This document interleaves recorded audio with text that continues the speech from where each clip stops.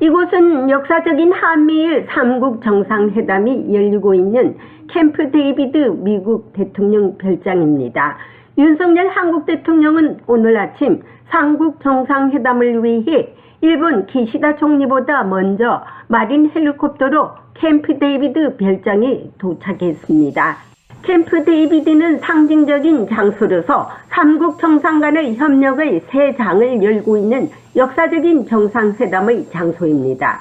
2008년 전 이명박 대통령과 부시 대통령이 이곳 캠프 데이비드 별장에서 정상회담을 가진 후 15년 만에 윤석열 한국 대통령이 바이든 대통령과 기시다 총리와 만남을 가질 것입니다.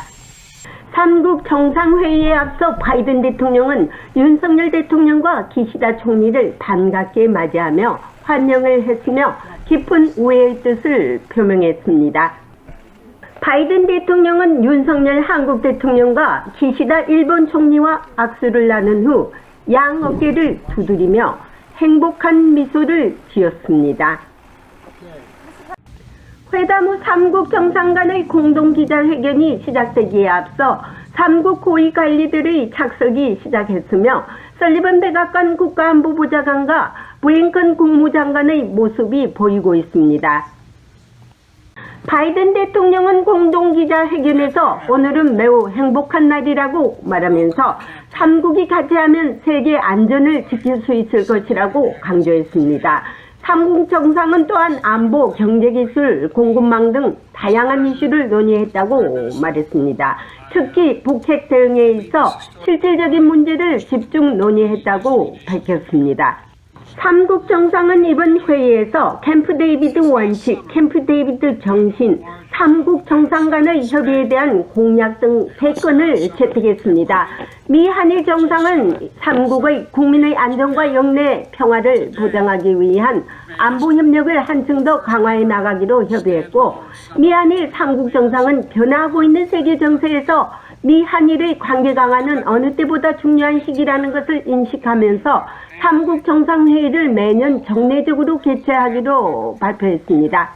3국 정상은 고도화된 북한의 핵과 미사일 위협에 대한 공동의 대응 역량을 제고하기 위한 실질적인 협력 방안을 협의했고, 특히 북한의 핵, 미사일 위협에 대응하기 위한 3국 간 방어훈련의 중요성에 공감하고 연간 계획에 따라 한미일 훈련을 실시하기로 합의했습니다. 또한 각국의 외교 국방장관, 국가안보보좌관이 매년 만나 협력을 조율해 나가기로 했습니다. 윤석열 대통령은 캠프 데이비드는 현대사의 중요한 시기에 중요한 외교적 결정이 내려진 역사적 의미가 있는 장소라면서 오늘날 전대미문의 다원 위기에 대응하기 위해서는 영내에서 가장 진보된 자유민주주의 국가인 우리 3국가 첨단 기술과 과학 혁신을 주도하는 주요 경제국 간의 유도가 그 어느 때보다 중요하다고 말했습니다.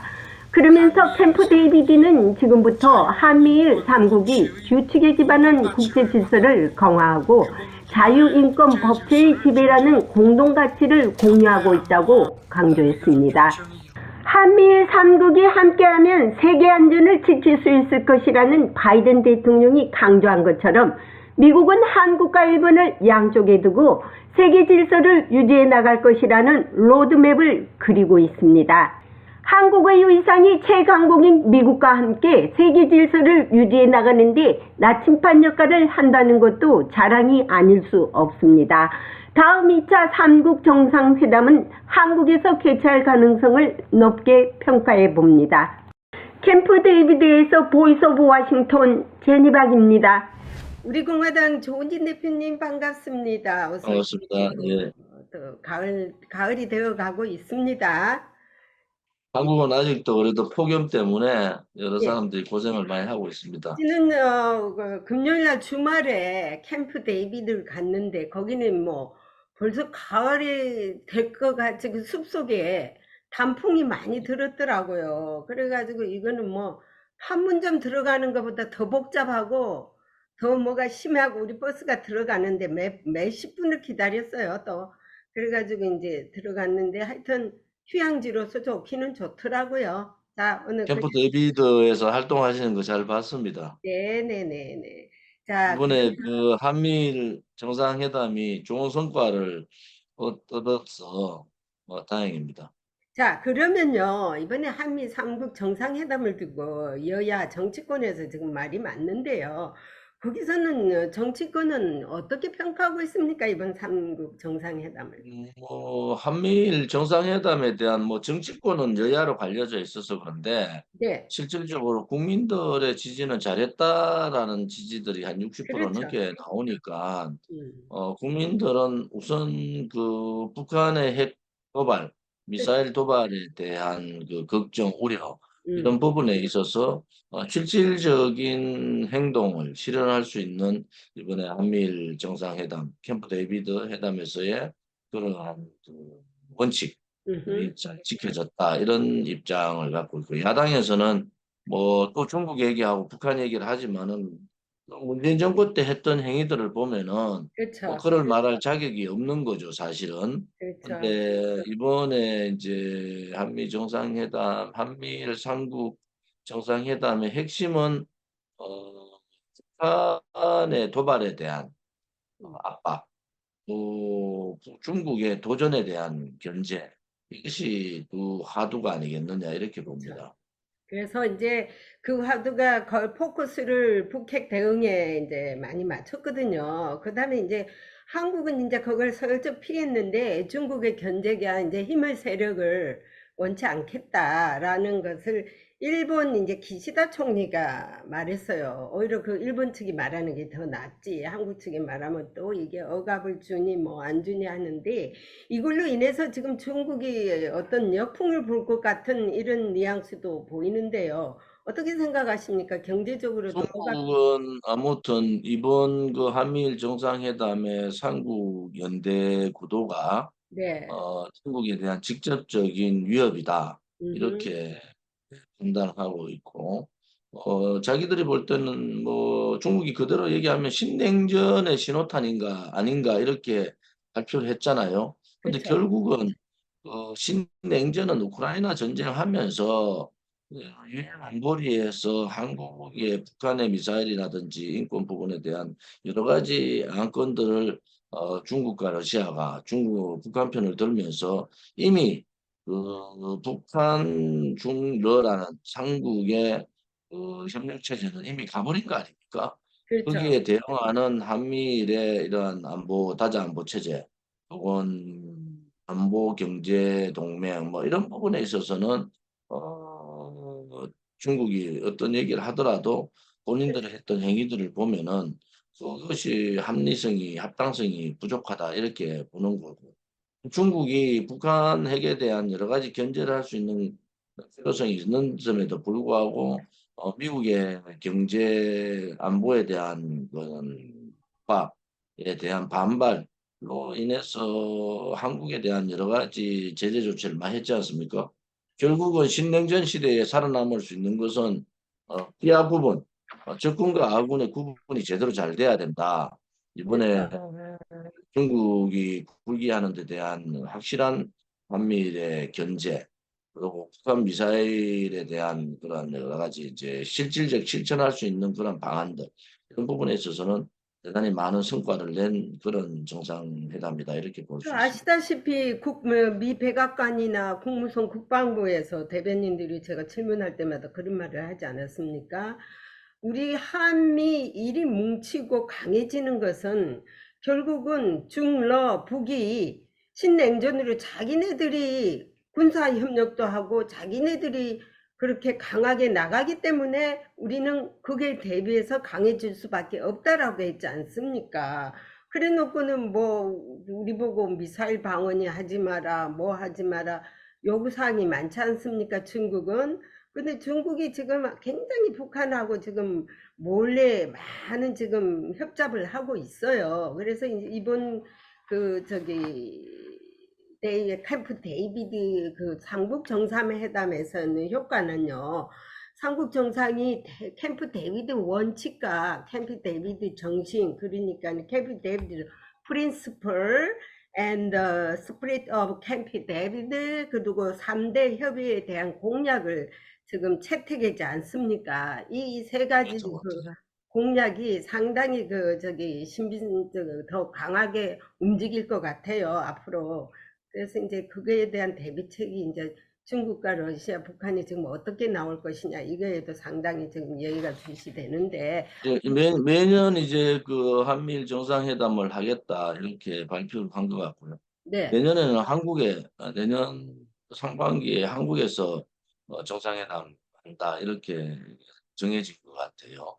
그래서 이번에 캠프 데이비드 삼국 정상회담의 그 기본적인 3대 원칙, 이기네 그 캠프 데이비드 프린시플, 네, 그다음에 정신, The Spirit 스프레드, of David, 네, 그리고 이제 공약, 음, 커미먼트, 두 그러한 그 공약 부분까지 나눠졌다는 것은 구체적으로 여러 가지 안건에 대해서 이제 실행 실무 회담까지 다 정했지 않습니까? 네, 그래서 안보 부분, 경제 부분, 또 공공망, 글로벌 공공망의 안정, 또 네, 에너지 안보, 뭐 이런 부분에 대해서 구체적으로 얘기를 다 나눴다는 데 대해서는 이제 삼국 정상회담 전에 미리 조율을 제대로 잘 해서 이제 정권이 바뀌더라도 이 원칙에서는 벗어나지 못하도록 우리가 뭐 이제 태어나서는 안 되는 문재인 좌파 독재 정권이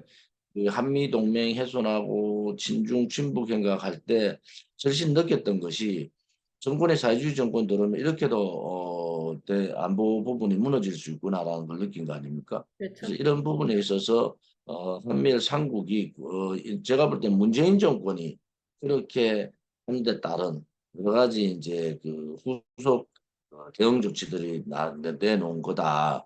한국에서 사회주의 정권이 들어오니까 이렇게 한일 관계도 파탄나고 한미 관계도 파탄나고 안보 문제도 굉장히 위험해지더라고요. 그렇죠. 하는 그런 교훈을 얻은 거 아니겠습니까? 그래서 이번에 그런 부분에 문재인 정권의 잘못된 그러한 행위들에 대해서 이번에 철저하게 그런 부분에 대한 대응책을 마련했다는 데 대해서 높이 평가할 수가 있을 것 같아요. 그렇죠. 다음 정권이 바뀌더라도 이것이 같이 계속 할 수 있도록 정례화할 수 있도록 그걸 이제 협의체로 묶어 놓으려고 그러거든요.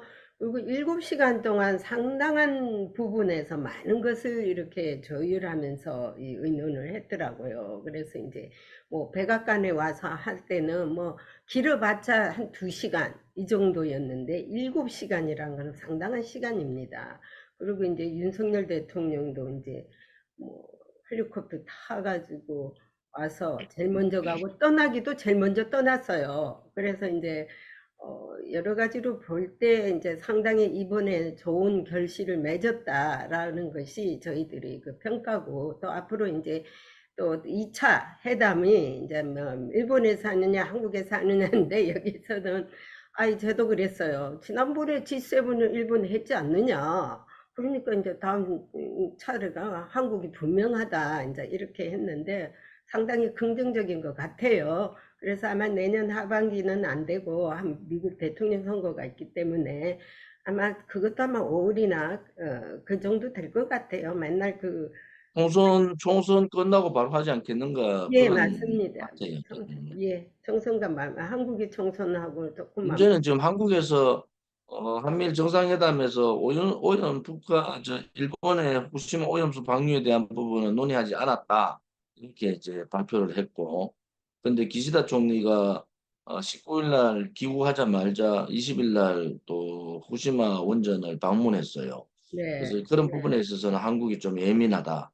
또 음, 하나는 이번에 정상회담의 동해에 대한 표기가 일본어로 돼 있어서 이 음, 부분에 대해서 국방부에서 좀 의견을 냈지만은 만약에 그런 부분들이 잘못 가면은 그렇죠. 전체 그림이 흐트러질 수가 있다. 이런 부분에 대해서 우리 한국 정부가 미국에 대해서 초청한 미국에 대해서 좀 우리가 할 얘기는 좀 해야 되겠다. 이게 얼마나 예민한 문제인데 그 동해 표기를 일본어로 하는 그러한 그렇죠. 오류를 범하는 것은 옳지 않다 이래 보는 거죠.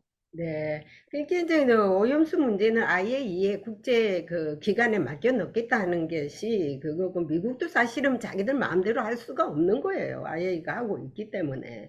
그 다음에 이제 국방 문제, 뭐 표기 문제라든지 각 분야 그러니까 외교는 외교 담당이 하시고 국방은 국방에서 열심히 카운터파트 찾아서 서로가 그걸 해야 되는데 우리는 도대체 외교가 어디서 해요? 국방이 어디서 하면 자기 분야를 잘 헷갈리고 잘 모르는 것 같아요. 그래서 그걸 좀 분명히, 사실은 이제 일본의 표기 문제는 외교 차원에서 강력하게 음, 상의를 해야 되는 거죠. 네, 그런 오류들이 만약에 그게 계속적으로 고쳐가 되면 그 굉장히 대단한 큰 문제지 않습니까? 그렇죠. 그런 부분에 있어서도 이번에 외교 라인들이 좀 그 부분에 대해서 관심을 덜 가졌다는 데 대해서는 조금 문제가 있다 이래 보는 거죠. 네, 맞습니다. 아주 아름다운 곳에서 전 순전히 야외에서 모든 것을 다 했습니다. 이건 피크닉 같기도 하고, 근데 저기 그 공동 기자회견을 하는데 잠이 설설 올 정도로 바람이 설설 불고 하여튼 좋더라고요. 안에서 하는 것보다는. 그런데 이제, 자, 그러면 이제 김정은이가 왜 이리 조용합니까? 뭔가가 또 저기 나와야 될 건데 김정은이가 어떤 도발을 할지 또는 지금 어떤 꿍꿍성이를 가지고 올지 저기 어떻게 좀 예측되는 게 있습니까? 지금 한미일 정상회담에 대한 김정은의 도발은 곧 있을 거예요. 왜냐하면은 미사일 발사 이런 부분에 대해서 참관을 했거든요. 예예. 그래서 조용히 있지는 않을 거다. 그렇지 그렇지. 단지 이제 중국이 이미 이것은 신냉전의 전환점이다. 이렇게 얘기한 것은 뭐 그거는 중국이 이미 러시아하고 손잡고 북한하고 손잡고 신냉전 기조로 갔는데 그렇죠. 그것은 명분이지만 북한한테 명분을 줄 수 있다. 음. 북한의 도발을 중국이 더 이상 견제하지 않을 그런 상황이 될 수도 있다. 그래서 우리 대한민국에서는 일반적인 북한의 도발, 국지전 도발이든 어떠한 도발에 대해서 대비를 할 필요가 있다. 이럴 때 북한이 항상 하는 것이 뭐 인질 납치라든지 또 테러라든지 또 어선을 납치한다든지 뭐 이런 부분들이 있거든요. 네. 그런 부분에 대해서 한국 정부가 윤석열 정부가 예의주시를 해야 된다 이렇게 생각을 합니다. 김정은이 최근 조금 오늘인가 어젠가 순항 미사일 발사 훈련장에 갔더라고요. 그러니까 뭔가가 안 가다 하겠죠 뭐. 그래서 이제 그 지금 상황으로서는 ICBM을 발사할 가능성이 높다 이렇게 보는데 저는 7차 핵실험 가능성도 있다고 이래 보거든요. 보석 지금이 북한으로 봐서는 7차 핵실험을 북한 차원에서는 적기라 이래 볼 수가 있어요. 그렇죠. 왜냐하면 중국과 러시아가 자기들의 우호 세력으로 있고 또 음. 한미일 정상회담을 통해서 자기들의 북핵에 대한 폐기를 주장하고 그렇죠. 압박을 넣기 때문에 지금 북한으로 봐서는 그러한 조용하게 있는 것이 그러한 상황을 전개하려고 하는 것이 그렇죠. 아닌가라는 생각도 해봅니다. 그런 조짐이 있다 이거죠. 예. 그래서 지난번 국정원에서 그런 얘기를 한 것 같아요. 자, 그 다음에는요, 최근에 한국 뉴스에서 이런 게 있습니다. 그 중국이 무슨 압력밥솥을 뭐 사건이란 그게 무슨 소리입니까? 뭘 그 압력밥솥, 내용은 잘 몰라요.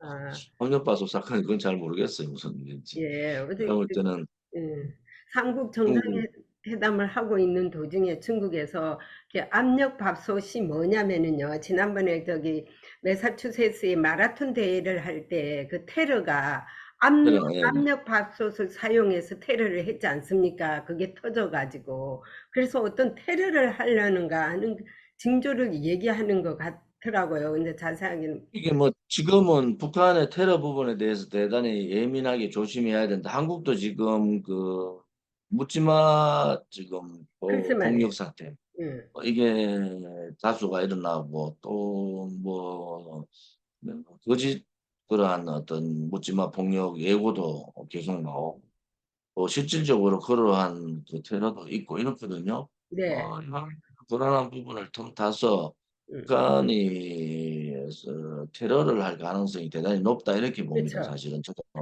그래서 음. 그런 부분에 있어서는 우리 그 치안 부분에서 안보 부분에서 대통령실 안보실이 주축이 돼서 많은 대비를 해야 된다. 음. 북한이 가만히 있지 않을 거다. 지금은 뭐 ICBM 쏜다 해가지고 얼마 전에 ICBM 쐈지 않습니까? 화성 17, 그렇죠. 18호. 그래서 그런 부분보다는 오히려 다른 형태의 테러가 그렇죠. 자행될 가능성이 있다 이렇게 봅니다. 또한 드론을 또 침투를 시켜가지고 거기에 화학 테러도 있지 않습니까? 그게 제일 쉽고 가장 저렴한 비용으로 할 아니 수 있는. 그렇게 되면은 뭐 화학 제품을 예를 들어서 드론에서 공격했다 그러면 전쟁이죠.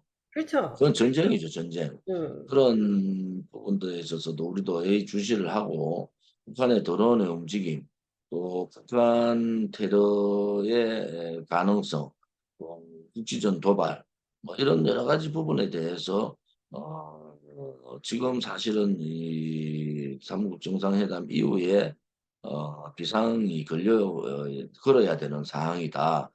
제가 볼 때도 그냥 북한이 가만히 있지 않고 중국이 이미 이 정상회담에 대해서 신냉전의 시작이다 이렇게 그렇죠. 얘기하지 않습니까? 그런데 저는 한 가지는 이번에 그 한미일 정상회담을 통해서 이제 삼국 동북아에 있어서의 삼국 안보 체제 뭐 네. 대만까지 포함해서 이런 부분은 됐지만은 빨리 제2코드 다자 안보 체제로 들어가서 이제 지금 얘기는 이제 중국이 제일 우려하는 것이 필리핀이더라고, 필리핀. 필리핀이 다자 안보 체제로 들어가면 인도, 필리핀, 대만, 한국, 호주, 뉴질랜드, 일본 이렇게 연결되면 이게 나토하고 똑같은 역할을 하는 거 아니냐. 그런 부분들이 있어서 우리 대한민국으로 봐서는 북핵 폐기가 되기 전에 북핵에 대한 안전장치가 갖춰지기 전에는 다자 안보 체제, 제이쿼드에 빨리 가입을 하는 것이 좋다. 저는 그렇게 보고 있습니다. 근데 이번에 그 회담에서는요, 저기 3대, 그러니까는 삼국 정상 간의 이 협의체라는 그 협약이 하나 공약이 됐는데, 이것이 솔직히 말하면 오커스 아시죠? 오커스. 오스트리아, 미국, 다섯 개국이 함께 하는 거하고, 코드하고를 넘어서는 그런 협약체라고 상당히 이게 강한 어류를 하더라고요. 그러면은 한미일 정상 3국 간의 정상이 지금까지 그렇게 만난 적이 없잖아요. 한 장소에서 따로 단독으로. 그래서 여기서 만든 공약이 어느 한 공약보다 더 상당한 도선을 넘었다라고 이렇게 강조하더라고요. 근데 그것이 지금 우크라이나 전쟁이 이제 막판으로 가고 있기 때문에 지금 이 신냉전 시대를 미국에서도 신냉전을 끊을 생각이 별로 없을 거예요. 왜냐하면 중국에 대한 견제를 압박을 계속 해야 그렇죠. 되는 상황이고 네, 러시아를 견제해야 되는 상황에서는 이제는 러시아에 의한 어떠한 도발보다는 중국에 의한 도발 그렇죠. 그것이 중국의 직접적이든 중국의 중국과 같이 그런 일을 하고 있는 북한에 의해서든 그러한 도발 가능성이 저는 있다고 보는 사람이거든요. 그렇죠. 맞습니다. 그래서 유럽이나 이런 부분에 있어서의 이번에 러시아의 우크라이나 침공에 대해서 유럽이 굉장히 불안해했듯이 이제는 그 공이 동북아나 아시아 쪽으로 넘어올 가능성이 대단히 높아졌다. 저는 그래 보고요. 우리가 북한이나 중국을 예의주시해야 되는 것도 그런 부분이고. 그래서 제가 얘기하는 것이 가자 안보 체제로 뭐 말대로 이것이 굉장히 강력한 안보 체제라고 얘기하지만 실질적으로 전쟁이 벌어지면은 한미일이 다 싸우는 게 대만도 그렇고 호주나 뉴질랜드 또 호주하고 연결되어 있는 협약을 하고 있는 영국 이런 부분들이 같이 협력을 해야 그렇죠. 되는 거 아니겠습니까? 음. 그런 부분들을 우리 나름대로 준비하기 위해서는 지금부터 그런 다자 안보 체제로 전환을 해서 한미일의 안보 체제는 그대로 가는 거잖아요. 그 그렇죠. 대신에 다자 안보 체제로 확대 재생산할 필요가 있다 이렇게 보는 거죠. 네, 맞습니다. 자, 지금 러시아는요, 직접적으로 쳐들어오지는 않겠지만은, 제일 무서운 게 북한을 시켜서 이제 한반도를 침략할 수 있거든요. 6.25 때도 김일성이 하고, 저기, 뭐야, 러시아하고 다 짜가지고 한 거 아닙니까? 그래서 최근에 스탈린하고 예, 스탈린하고, 예. 러시아가 지금 상당히 지금 북한을 오고 가고 뭐 바쁜 지금 또 행동을 보이고 있는데, 그리고 극초음속 미사일 그것도요, 저기 화성 18형도 그 기술이 다 러시아에서 왔다고 그 합니다. 뭐 모형하고 그다음에 글자 뭐 이걸 붙이는 쪽하고 다 똑같이 러시아하고 똑같은 거 아니겠어요? 그렇죠. 그래서 그렇죠. 이미 러시아 쪽하고는 북한하고 이미 그러한 대륙간 탄도 미사일을 주고받을 수 있는 그런 상황이 이미 된 거다. 러시아가 가만히 있지 않을 거네요. 미국을 견제하기 위해서 또 우크라이나 전쟁에 미국이 신냉전을 선언하고 같이 싸우기 때문에 또 북한을 끌고 와서 뭐 물자를 받아가든 뭐 그렇죠. 물자 기봐야 군사 그런 거 아니겠습니까? 그 그래서 참 이렇게 우리 다행히 한반도로 봐서는 항상 북한이 화약 덩어리다. 우리가 이 중시를 해야 돼. 지금 북한이 또 이번에 그 주제라든지 이런 부분 때문에 주 이제 농산물이 먹을 식량이 대단히 부족한 상태예요. 그래서 평양에서도 지금 아사자가 굶어서 죽는 사람이 나온다고 하면 지방은 더하단 말이에요. 그러니까 그렇죠. 이런 여러 가지 북한 내의 내부 사정을 들여다보면은 이것을 외부 쪽으로 결속을 하기 위해서는 외부 도발, 우리가 생각하는 그런 도발보다 훨씬 더 강력한 도발을 일으킬 가능성이 대단히 높다. 그렇죠. 이렇게 보기 때문에 그런 우려를 많이 가지고 있습니다. 예, 항상 자기가 배부르면은 아무 생각을 없는데 배가 고프면 딴 생각을 하니까요. 그리고 이제 그렇게 안 됐으면은 상당한 바람이지만은 The Next War이라는 책을 보니까요. 다음 전쟁은 한국이라는 거 아닙니까? 그 지금까지 그 말로만 해왔던데 되게 섬뜩하지만은요. 우리가 그 우크라이나 그다음에 타이완 어디로 가겠습니까? 김정은이 하는 노는 거 보면 딱 나오지 않습니까? 답이. 그래서 안보는요. 과하다 할 만큼 해도요. 부족한 게 안 보입니다. 근데 어찌하여 그 민주당은 안보 짜도 못 나오겠나 지금 뭐 만들고. 민주당이 부정하기 싫겠죠. 왜냐하면은 문재인 정권이 친중 친북 행각, 반미 반일 행각을 했다는 거에 대해서 지금 윤석열 정부가 거기에 반사적으로 더 드러나 보이잖아요. 네. 그것을 받아들이기 힘들겠죠. 그러니까 문재인 정권이 저질렀던 그러한 반체제, 반안보 이런 부분에 대해서 이제 민주당이 그걸 떠안고 가려면 선거가 있으니까 안 되니까 계속 반발을 할 수밖에 없고 자기들은 햇볕 정책 그런 방법을 했고 오히려 윤석열 정부가 중국하고의 관계를 냉전시키고 또 북한을 더 자극했다. 중국에 대한 경제 보복, 경제적인 부분들에 대한 압박이 또 있을 거다. 이렇게 계속 자기들 주장을 하지만은 문재인 정권 5년을 생각하면 나라가 망하지 않고 버티고 있었던 것만 해도 다행이다. 이렇게 보는 거죠. 그렇죠. 아니, 거기에 우리 공화당의 역할이 역할이 상당한 큽니다. 큰 역할이 있었다. 그래서 국민들을 우리 깨쳤잖아요. 공화당이요, 분명히 저기 정권에 같이 합류를 해야 됩니다. 이번에는요. 이게 어떠한 형태로든요, 해야 됩니다. 왜냐하면은 안보의 본산지인데, 그냥 바깥에서 들놀이만 해가 될 일이 뭐 아니잖아요. 윤석열 정부가 지금 하는 행태를 보면은 너무 책임하고 무능하고 독선적이에요.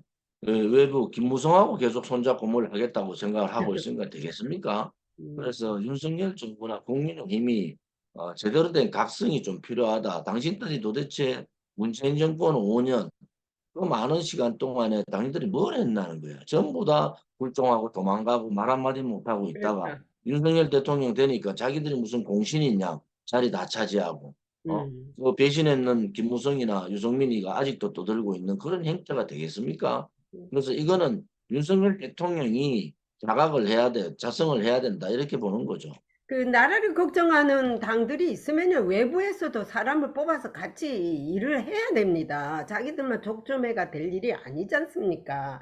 이러다가 이미 뭐 해먼요. 우리가 탄핵 때 이미 그 밑바닥을 다 민낯을 다 봤잖아요. 그러니까 자기 자신들을 위해서 자기들의 그 이익을 위해서 대통령 죄 없는 대통령도 배신하고 또 그렇게 내각제한다 하면서 또 배신해가지고 국민 좌파들이 나라를 흔들고 체제를 무너뜨리고 경제 시장 경제 침탈할 때도 말 한마디 안 하고 그냥 다 입 다물고 있던 자들 아닙니까? 자기들 이익을 위해서 자기 권력 있는 바 따라 붙는 그러한 사람들만 채용하고 그 사람들하고 일을 하고 그 사람들하고만 일을 하겠다는 윤석열 정부가 반성해야 된다는 거예요. 그렇죠. 자, 이제 민주당도 반성을 해야 되는 게 나라를 5년 동안 이 정도로 망해먹었으면 되지 또 뭘 원하고 있는지 모르겠습니다. 그 사람이 정권 잡으려 하는 것은 왜 잡는지도 모르겠어요. 나라를 갖다 김정은 손에 그러니까 갖다 우리 줘야 공화당 입장에서는 하려고 그런 건지. 사법적인 문제가 있고 범죄 행위가 있는 이재명은 구속이 원칙이잖아요. 그렇죠. 뭐 자꾸 건중만 떠들이지 말고 또 하나는 이재명보다 더 잘못한 것이 체제를 무너뜨리려고 했잖아요. 예, 문재인. 국민들을 속이고 그러면 이 문재인에 대한 사법적인 구속이 이루어져야 되는 거예요. 윤석열 정부가 그 부분을 안 하니까 계속 일이 뒤틀리는 겁니다. 박근혜 대통령 정부 때 아무 죄 없는 사람들을 200명씩 300명씩 조사하고 100명 이상이 감옥 보냈잖아요. 그렇죠. 그런데 윤석열 정부가 문재인 정권 때는 어떤 일이 있었는지를 잘 모르는가 봐요.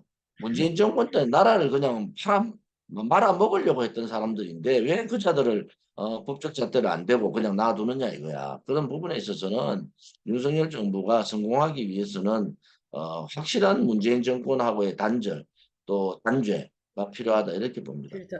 여기 교포들도요, 이제 한국 텔레비를 보기가 싫어하는 게, 이재명이가 보니까 저 인간 저거 또 아직도 살아서 감옥에 있는지 알았는데, 아직도 밖에서 저렇게 돌아다닌다고 윤석열 정권은 뭐 하느냐고 그러더라고요. 하루속히 이재명이 집어였고, 문재인이를 국가 전복제로다가 집어야 될 날이 와야 될 것입니다. 예, 오늘은 여기까지 하고요. 또 한번 지켜보기로 합시다. 예, 고맙습니다. 감사합니다. 안녕히 계십시오. 수고하세요. 예.